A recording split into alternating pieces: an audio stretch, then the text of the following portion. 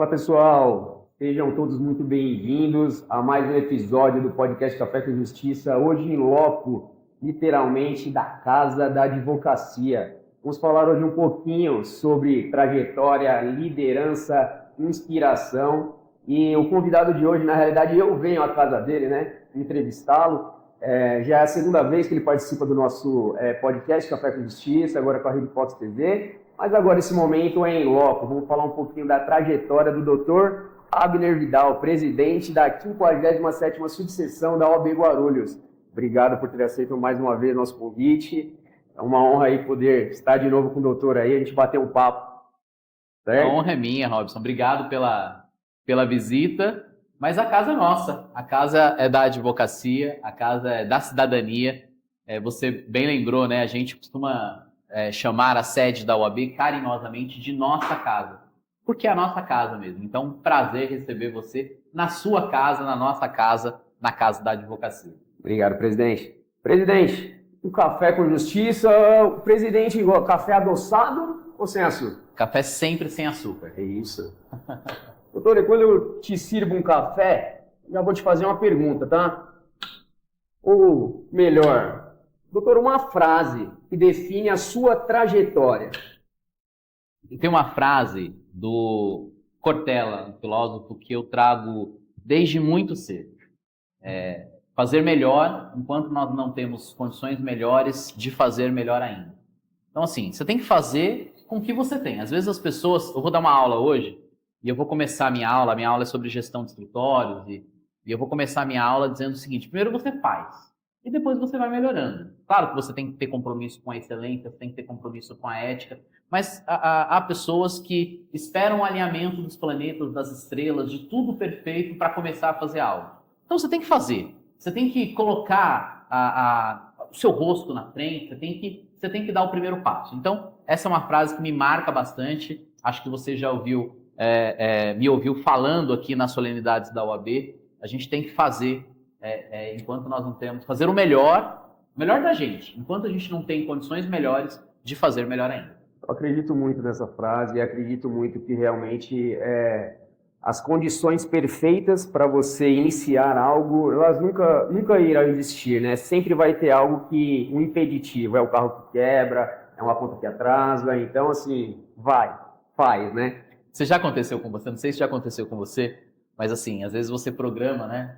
Eu vou começar na academia, né? Nossa, eu vou começar na academia, segunda-feira eu começo na academia. Aí na segunda-feira você acorda resfriado, aí você não dorme bem no domingo, aí você tem uma insônia. Quer dizer, parece que o universo conspira para você não começar, né? Você tem que ir assim mesmo, né? Tem uma frase muito bacana também, que ficou muito famosa, mas eu ouvi de um querido amigo, em 2015, 2016, quando ninguém falava muito nessa frase. Mas eu lembro que ele falava do Afonso Pacilé, um querido amigo de São Paulo. Ele tinha um programa de um curso, e ele falava: você tá com medo?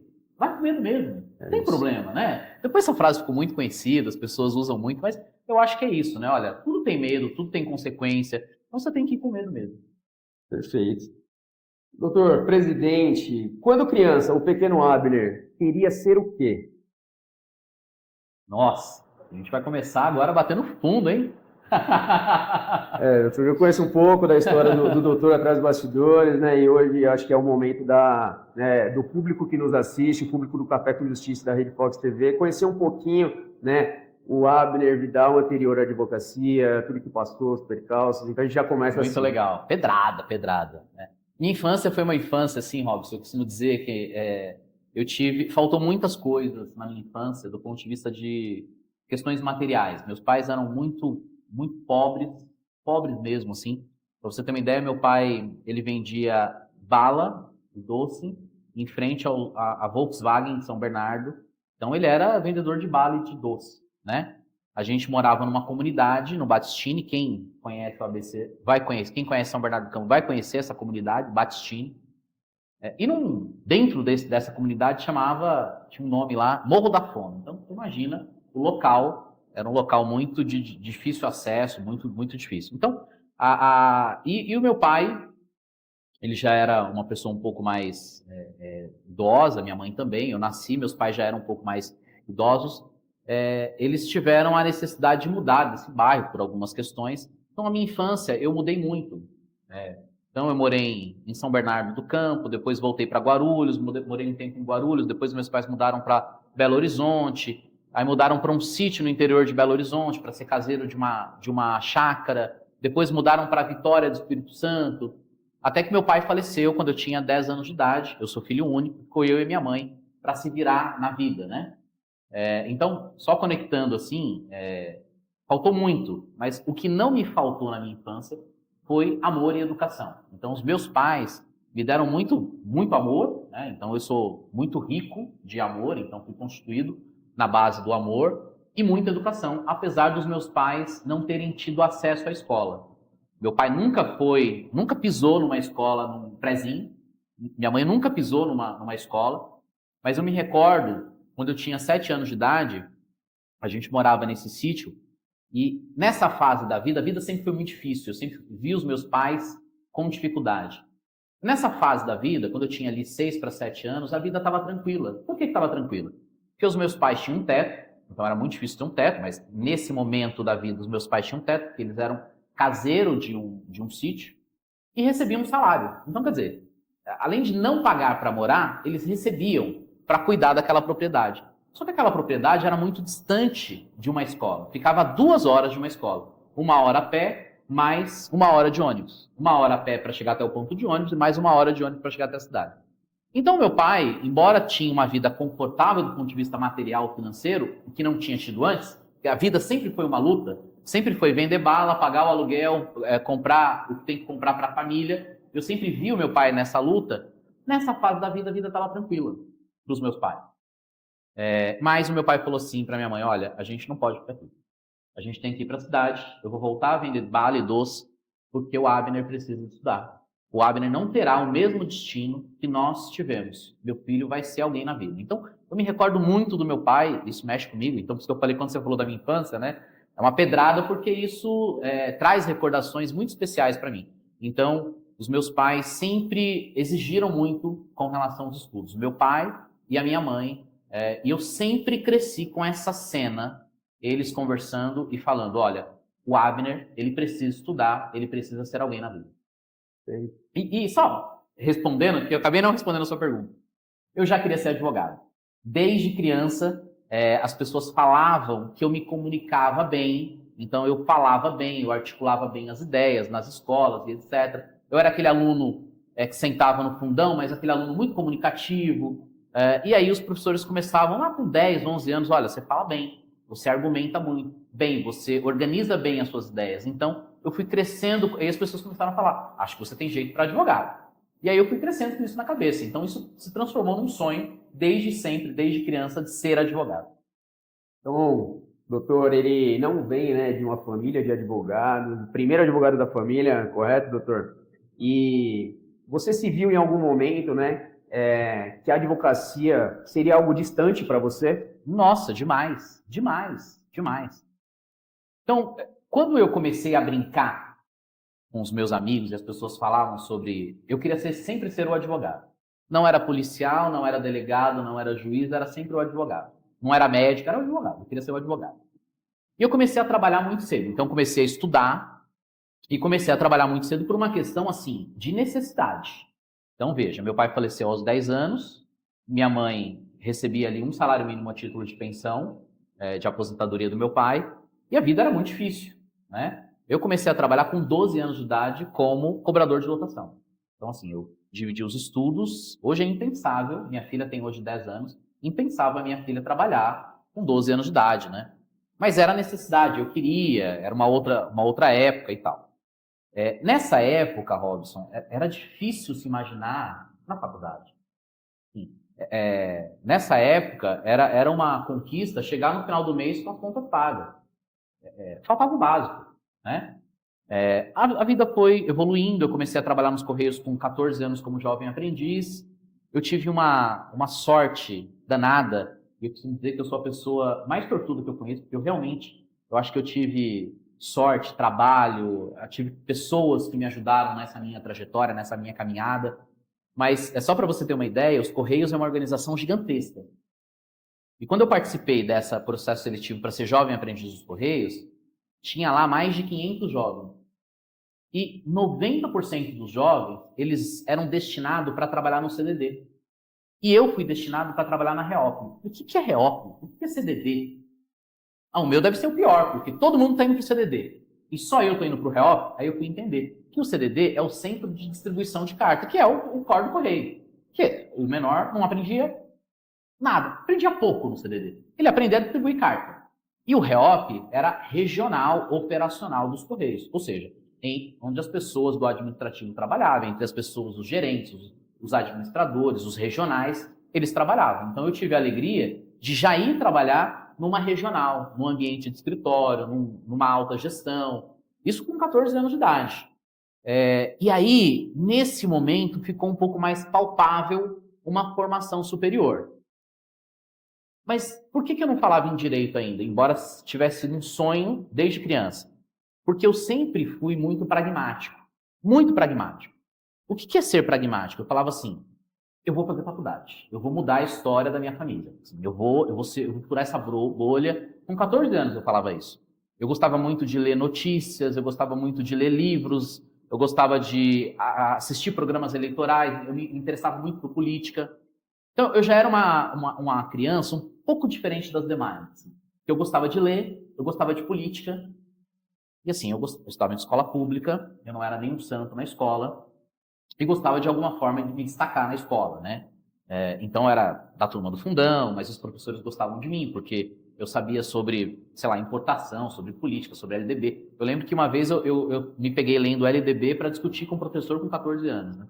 Então, isso foi um diferencial. Mas ali, quando eu entrei nos Correios, eu falei assim, bom, eu vou fazer faculdade naquilo que eu estiver trabalhando. Então, por exemplo, se eu estiver trabalhando num escritório de contabilidade, eu vou fazer contabilidade. Se eu estiver trabalhando num escritório de administração, ou numa empresa que exige administração, eu vou fazer administração. Então, assim, eu comecei a pensar do ponto de vista pragmático, no sentido de que, olha, eu preciso me formar, eu preciso ser alguém na vida, eu preciso ter um ensino superior. Então, eu comecei a considerar fazer qualquer faculdade, desde que se conectasse com o que eu estava fazendo, com o que eu estava trabalhando. Então, essa foi mais ou menos o meu início, assim. E teve alguém nesse processo, tirando os seus pais, que acreditou em você mais do que você mesmo? Olha, eu acho que eu fui muito feliz, assim, na minha trajetória, né? Eu tive um chefe que até hoje é o meu mentor, é um advogado, assim, que eu considero muito, que é o meu padrinho de casamento, que todas as decisões decisivas eu consulto. A minha atual esposa, que foi minha namorada, foi minha noiva, hoje é minha esposa, minha sócia, advogada no escritório, foi uma pessoa assim, importantíssima. O meu sogro foi uma pessoa engraçado, que foi uma pessoa muito decisiva na minha vida, em um momento da minha vida assim, muito importante. Porque eu te falei que os meus pais, eu nasci, meus pais já tinham uma certa idade. Depois que eu saí dos Correios ali em 2001, porque era jovem aprendiz, o programa ia até 17 anos e 10 meses. Então, fiquei trabalhando 3 anos nos Correios. Não podia trabalhar com 18 anos por causa do concurso público, empresa de economia mista, etc. Mas eu saí dos Correios com uma experiência administrativa muito boa. Eu pensei que eu teria emprego muito fácil na iniciativa privada. Só que 2001, o Brasil, não sei se você se lembra, viveu uma crise terrível. Era final do governo FHC, naquela transição, uma crise terrível, assim. Brasil devendo para o FMI, uma crise de desemprego. E foi muito difícil conseguir um emprego, né? E até que eu consegui um emprego num escritório bem pequeno, como office boy num escritório de advocacia. Isso por quê? Porque eu falava para uma amiga da escola, que estudava comigo, eu estava primeiro, segundo colegial, o meu sonho é fazer direito. Mas eu vou fazer o que der. Sim, mas o meu sonho é fazer direito. E ela virava para mim e falava assim, nossa, eu trabalho no escritório de advocacia do meu tio e eu odeio direito. Eu quero ser piloto de avião. Olha isso, ela, sei lá, 17 anos, querendo ser piloto de avião, e eu falando para ela, eu quero ser advogado. E aí ela saiu do escritório do tio dela e me indicou. E eu fui trabalhar como office boy no escritório do Dr. Rubens Barros, que é essa pessoa, que é uma pessoa muito especial para mim. Então eu saí dos Correios e fui trabalhar ali no escritório de advocacia. Mas quando eu comecei a faculdade, eu estava indo para o segundo ano da faculdade e era muito difícil pagar a faculdade. Eu tinha uma bolsa, mas ainda assim tinha que pagar a faculdade. A minha mãe ficou muito doente, muito doente, muito doente. E eu era só eu e a minha mãe. Era muito difícil essa questão. E eu cogitei em parar a faculdade para poder pagar um plano de saúde para minha mãe. Eu estava vendo a minha mãe ali cada vez mais, ficando cada vez mais pior, piorando cada vez mais, e a rede pública de saúde não dava conta, a gente não conseguia, a mãe ficava numa situação muito delicada, e eu pagava uma grana razoavelmente alta na faculdade, e eu cheguei para o meu sogro e falei assim, olha, eu estou decidido, entre perder a minha mãe e parar a faculdade, eu vou parar a faculdade, e vou pagar um plano de saúde para minha mãe. E aí meu sogro falou assim, você não vai fazer isso. Você vai esperar mais 2 meses. Espera um pouco.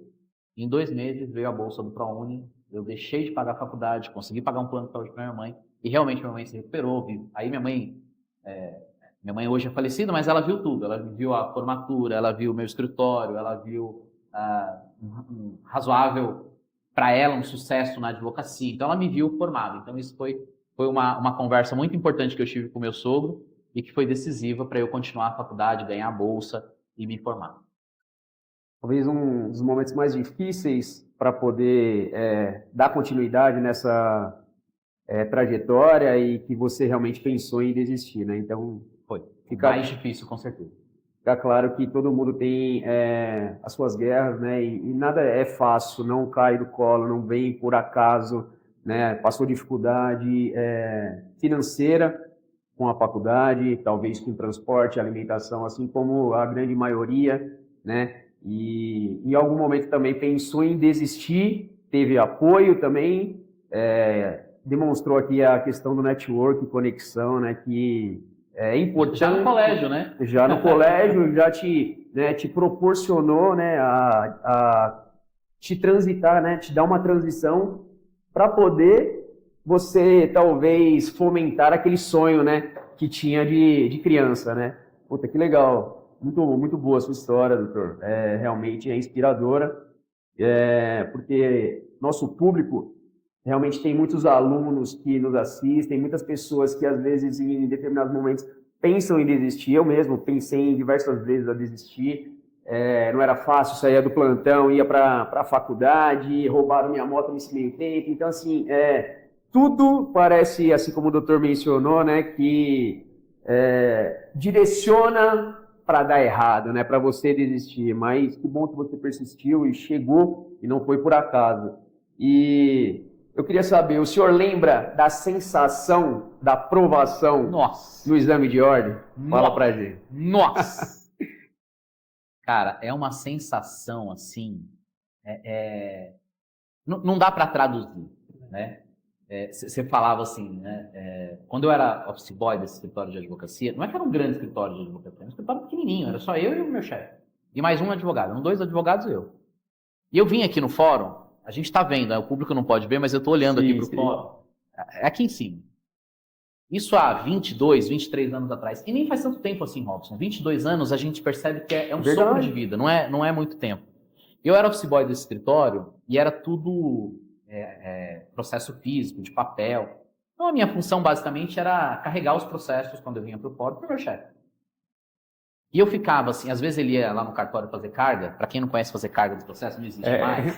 É você entregar sua carteira da OAB e pegar o processo físico, né? Eu não tinha carteira da OAB, eu não podia fazer isso. Então ele ficava nas varas pegando os processos e me dava.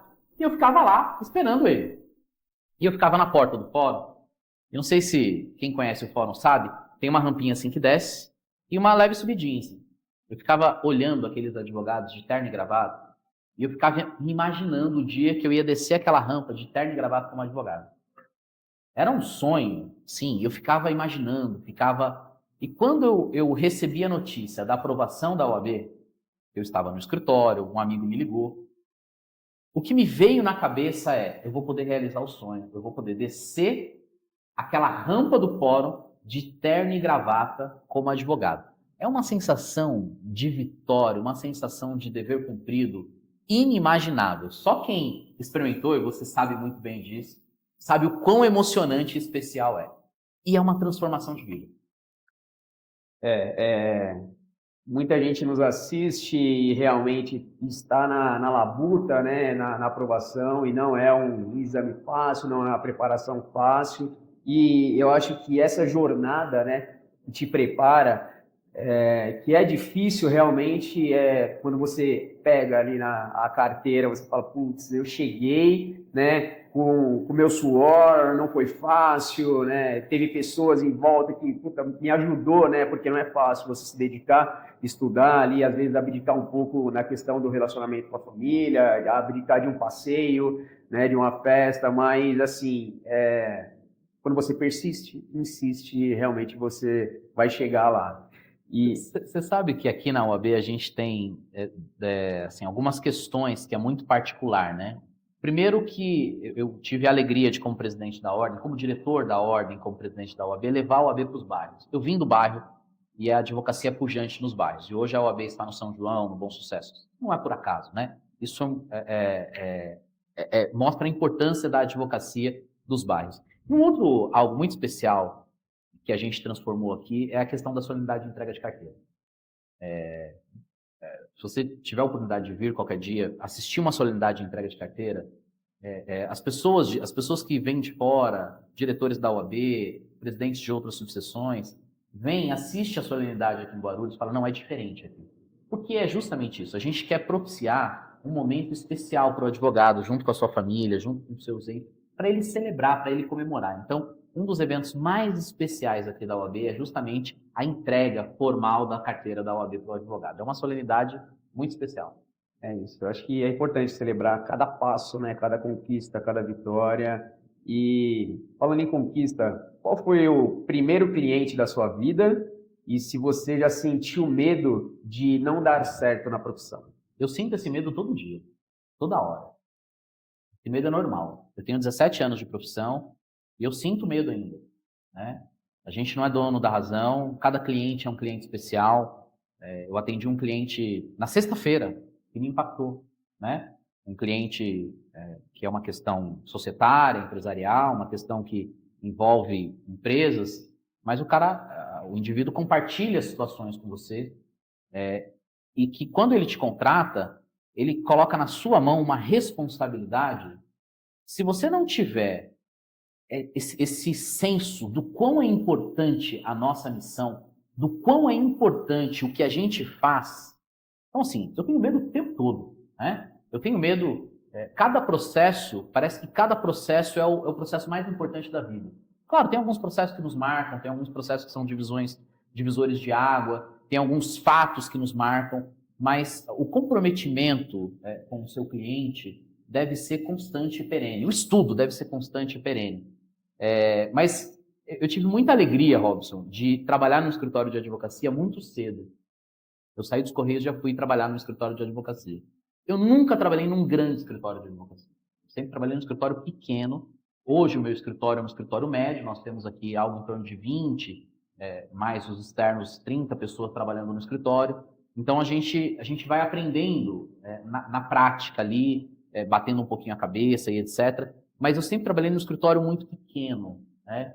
Então eu tive a oportunidade, e isso é muito bom, quando você trabalha numa grande operação, a grande operação, ele é segmentado, então você só vai ter contato com uma fração do processo. Então você vai ter contato com a contestação, você vai ter contato com a réplica, você vai ter contato com o recurso. Então ele é segmentado, então o escritório divide por etapas, né? Quando você trabalha num escritório pequeno, você tem contato com tudo. Você tem contato, eu falei que a gente fazia a carga do processo, eu vinha no carro do meu chefe lendo todos os processos. Eu li o processo de cabo a rabo. E o meu chefe, ele dava risada, e aí, o que você entendeu do processo? Eu falava coisas que não tinha nada a ver, às vezes tinha alguma conexão, ele falou, olha, isso tem a ver, isso não tem. Mas, quer dizer, isso mostrava que eu tinha a oportunidade de ter contato com o processo. Então, eu tive a oportunidade de ter contato já na faculdade com os processos judiciais. Mas como advogado, assim, quando eu passei no exame de ordem, por incrível que pareça, o meu primeiro caso, e eu conto isso nas minhas aulas, foi um caso criminal, né? Eu adorava o tribunal do júri. Num domingo de Páscoa, uma senhora que vivia uma relação de violência doméstica matou o marido, né? Eu cheguei lá junto com a polícia, o corpo estava estendido no chão lá e tal. Então, esse foi um processo assim que me marcou muito, porque foi um processo de uma área que hoje eu não advogo, eu não sou advogado criminalista, eu me identifico como advogado trabalhista com orgulho. A minha linha de pesquisa é direito do trabalho, mas advogo na área empresarial. Mas foi assim, para aquela senhora, eu acho que eu era o melhor advogado que ela poderia ter tido. Porque eu era... Não, por nada. Primeiro porque eu não cobrei. Isso foi um diferencial para ela, né? Eu fiz para, em tese, no primeiro momento, ser pro bono. E segundo que eu estudei muito aquele caso, né? Me dediquei demais naquele caso. Foi bom, a gente conseguiu uma absolvição sumária na primeira fase do júri. Depois nós conseguimos, eu advoguei para essa senhora no previdenciário, conseguimos a pensão por morte, porque o marido ainda tinha qualidade segurada. Então, esse foi um processo que me marcou muito, Robson. Eu considero assim, foi o meu primeiro processo autônomo, assim, sozinho, que eu fiz, que eu cuidei, né? Então, foi um processo muito especial para mim. Em que momento da sua carreira, doutor, você percebeu que estava se tornando uma referência para outros advogados? Olha, a profissão de advogado, a nossa profissão, o tempo tem mudado um pouquinho isso, né? A gente tem a rede social que está ampliando muito. A rede social engana demais, né? Às vezes a gente olha uma pessoa e aí a gente pensa que aquela pessoa é referência, e aí a gente vai analisar, e aí não é nada disso, né? E às vezes tem muita gente na rede social que são ótimos, então a rede social deu uma visibilidade. Eu não tive a minha rede social, quando eu comecei na advocacia em 2009, há 17 anos atrás, não tinha rede social, né?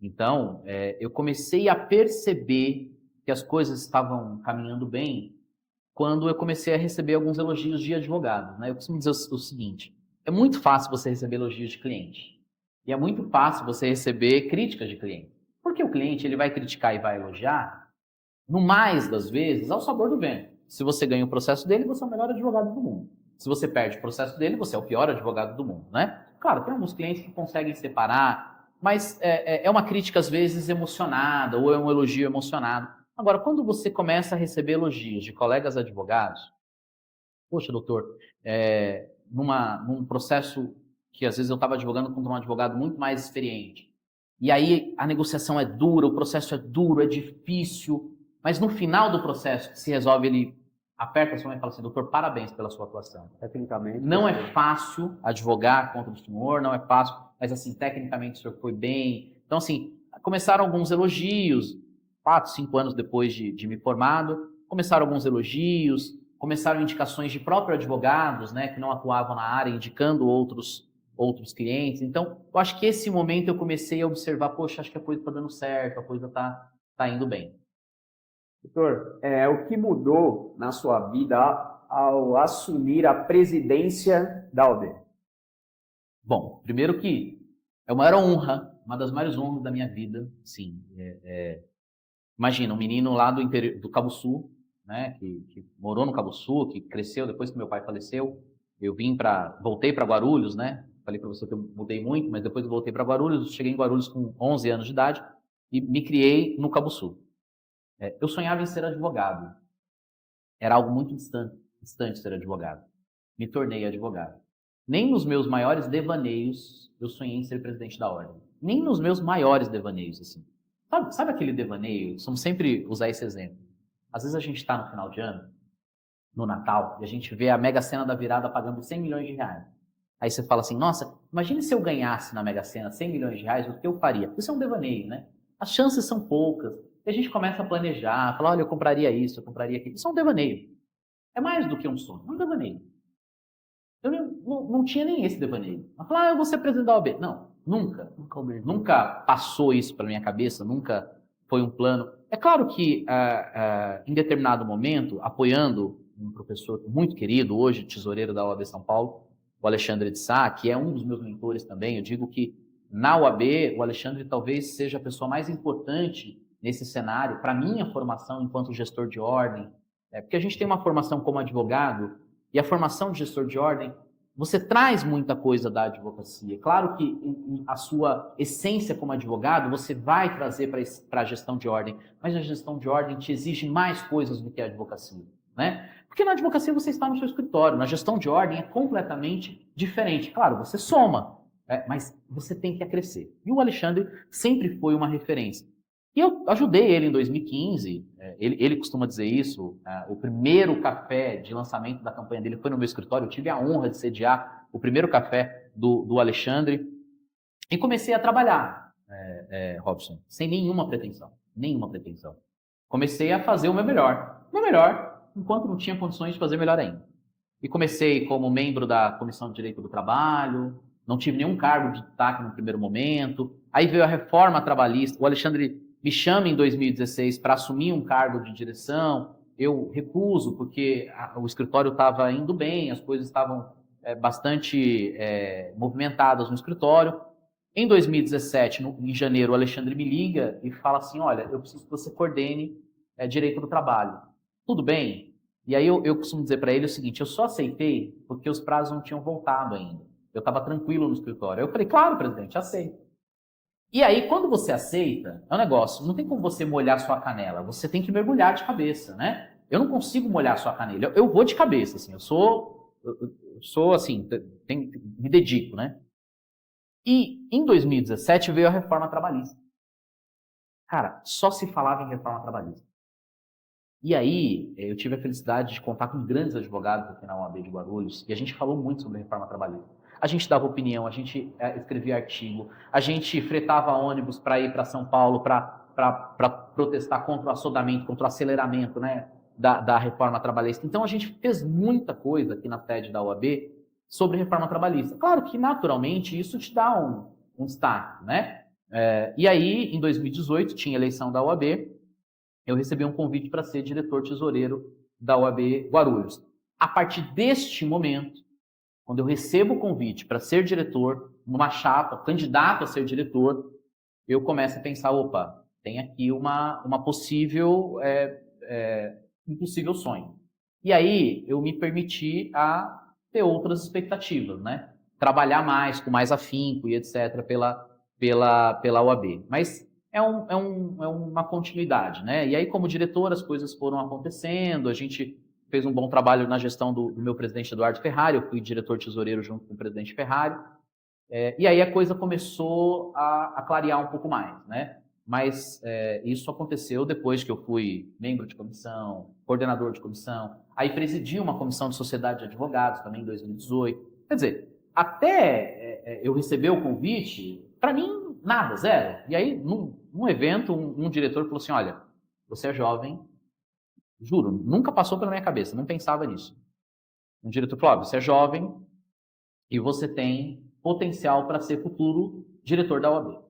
Opa, sei lá, diretor daqui a 2, 3 anos. No mesmo ano veio um convite para eu ser tesoureiro da OAB Guarulhos, e aí, poxa, aí a coisa abriu, a coisa começou, aí eu começo a me dedicar um pouco mais, eu começo a estudar sobre gestão, enfim, e aí a coisa começa a sonhar com uma possível presidência da OAB. Foi o maior desafio à frente da subseção? Eu sei que tem N desafios, né, superados, inclusive recentemente, né? Se você quiser, pode até abordar aqui, fica à vontade.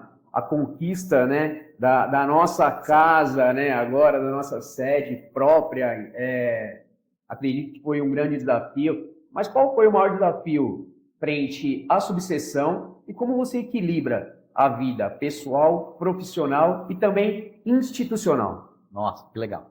O maior desafio é a gestão de pessoas. O maior desafio é falar com pessoas, é manter as pessoas motivadas. Você sabe que aqui na UAB ninguém ganha nada para exercer. O presidente não tem salário, os diretores não têm salários, os presidentes de comissões não têm salário.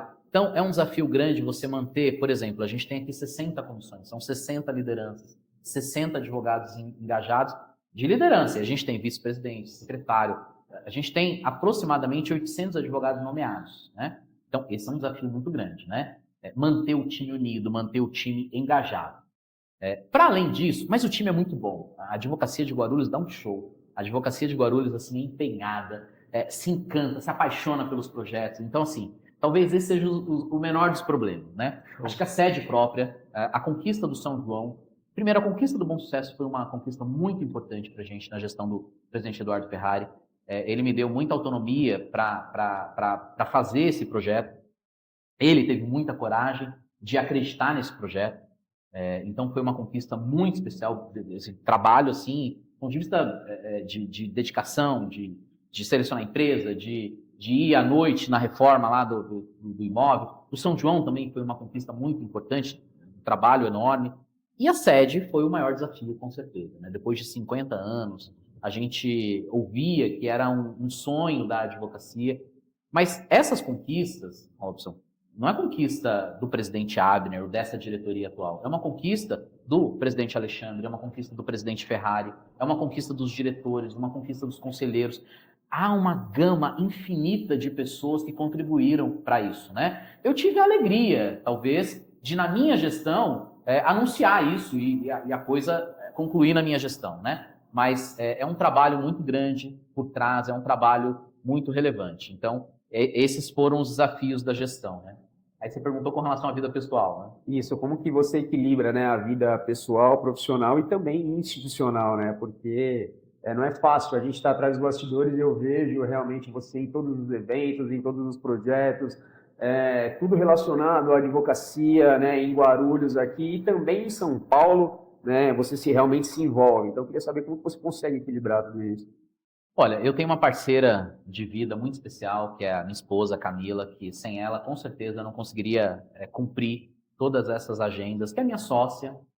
Eu tenho 17 anos de profissão, ela tem 7 anos, então 10 anos depois ela se formou. Hoje nós somos sócios, então isso tem uma ajuda. O pessoal do escritório, assim, também, nosso escritório é um escritório ajustado, um pessoal que entende, uma galera que, assim, é nota 1000. Sem um escritório bem ajustado, sem pessoal que compra essa ideia, seria muito difícil. E é fundamental, e assim, eu não teria vindo à reeleição, eu não teria tido o apoio da minha esposa para uma reeleição se eu não tivesse uma vida familiar, se eu tivesse abandonado a minha vida familiar. Tanto que era a maior preocupação da minha esposa, quando eu fui candidato em 2021, a nossa filha tinha 5 anos, né, em 2021. E a preocupação da minha esposa era eu ir para a OAB, dos compromissos institucionais, e deixar um pouquinho a família, sendo um pouco negligente com relação à família. Mas sempre foi algo que eu coloquei em alta conta, né? Então a vida familiar tem que andar assim, até à frente da vida institucional e da vida profissional. Não dá para a gente inverter os valores, né? A gente precisa estar bem primeiro. Eu estou entendendo isso esse ano, por incrível que pareça. Tenho cuidado um pouco mais da saúde, eu tenho me dedicado um pouco mais às atividades físicas, o que era um desafio para mim, eu não conseguia fazer isso, então eu tenho conseguido fazer isso esse ano e isso é uma grande conquista pessoal para mim. Então, cuidar do corpo, cuidar da saúde, cuidar da família, estando bem a família, a gente consegue compartilhar ou compatibilizar a vida institucional com a vida da OAB. E eu tenho muitas pessoas que me assessoram, a minha secretária aqui da OAB, a Ana Cláudia, a diretoria da OAB Guarulhos, a Ana Paula como vice-presidente é fantástica, a Cláudia Morales como secretária-geral, assim, é um avião. O Vitor, uma jovem liderança, assim, uma raridade, uma preciosidade. A Alessandra, na tesouraria, assim, uma pessoa responsável, que traz a gente para a realidade o tempo todo, uma pessoa excepcional na tesouraria. Então, assim, poder contar com pessoas que realmente acreditam na gente e a gente acredita nessas pessoas. Pessoas confiam na gente e a gente confia nessas pessoas. Falei aqui do meu escritório, da minha sócia, da minha assistente aqui, da minha secretária. Então, é um conjunto de fatores. Perfeito. E assim, o doutor colocou, e eu acredito muito, que ninguém chega a lugar nenhum sozinho. E o ponto de vista, né, e eu acredito também nisso, você mencionou a respeito hoje, né, da estrutura, né, da OAB Guarulhos, que cada tijolinho foi plantado por cada presidente lá. Isso é verdade, porque a gente vê ainda, né, os presidentes, ainda os ex-presidentes de Guarulhos envolvidos em todos os projetos, né, e aí você vê que realmente o porquê, né, está realmente se consolidando e crescendo com tanta força, porque realmente a advocacia é sempre unida e, parabéns pelo trabalho. A gente pode fazer um bate-bola rápido, algumas perguntas, claro, e você responde em uma frase? Claro. Presidente, o que diria para quem vem de origem simples e acha impossível crescer? Estudo, estudo, estudo, estudo. Vale a pena insistir na advocacia hoje? Aliás, só vale a pena insistir na advocacia. Se você é bacharel em direito, você falou uma frase, mas desculpa, viu? Deixa eu fazer uma vírgula. A advocacia te dá liberdade, te dá dignidade. Entre todos os leques, entre concurso público e a advocacia, sem dúvida alguma. O que diferencia quem vence de quem desiste? A persistência. Se você pudesse voltar no tempo, qual conselho daria ao jovem Abner? Olha, mais uma pedrada, hein? Começamos e estamos Eu diria, eu tenho algumas conversas com o jovem Abner, com o menino Abner. Eu diria assim, cara, muito obrigado pelo que você fez. Eu agradeceria ele, né?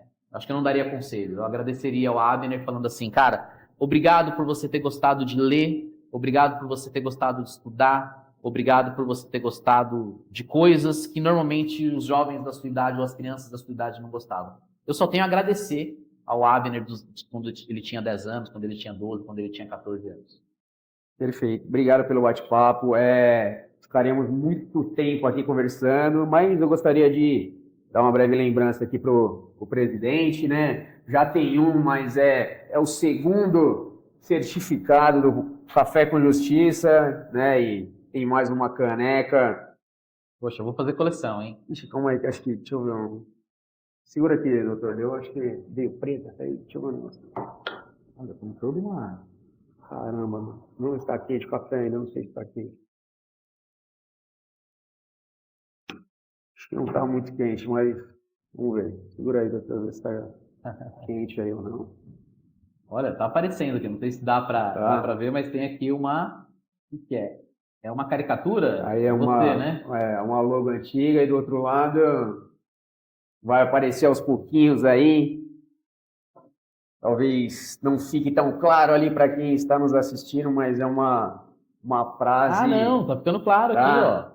Pelo menos o logo tá ficando muito claro. Então vai Café com subindo. Justiça. Vai subindo. Esse é o novo logo, mas isso aí é para quem só participa na segunda vez, viu? Do segundo episódio. A gente faz algo, olha que muito legal. A gente faz algo aqui, personalizado para a pessoa, que não é qualquer pessoa que a gente traz para o segundo episódio. Muito também. legal. Tá aparecendo a frase. Robson, eu queria te agradecer. Eu queria aqui te parabenizar pelo trabalho muito importante. Nós estávamos conversando antes de ir ao ar. Eu acho fundamental programas como o seu, falar com jovens advogados, falar com estudantes de direito. É fundamental que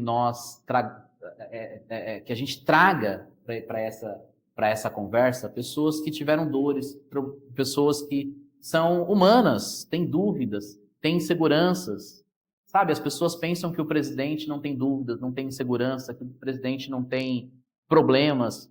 O presidente, como um juiz, como um profissional bem-sucedido, não me considero bem-sucedido, falta muito para eu ser bem-sucedido, mas às vezes a gente olha assim, né, um profissional muito bem-sucedido, a gente acha que a vida desse profissional são só flores. Não, e tem dificuldade, tem problemas, tem dúvidas. E você que está estudando, meus amigos, e Robson, você é fundamental nessa comunicação. Espere o seu tempo. Não dá, você acabou de se formar, não dá para você ficar, se comparar a sua carreira, que você tem 6 meses, 1 ano, 2 anos, com a carreira de quem tem 20 anos de profissão. Né? Espere o seu tempo, faça de forma paulatina, tijolinho por tijolinho, construa o seu castelo tijolinho por tijolinho, que eu não tenho dúvida, a advocacia traz dignidade, a advocacia transforma, a advocacia reduz desigualdade. É a advocacia que move a justiça do país. Aparecer na frase, aí depois vai aparecer porque a gente colocou um pouco de café.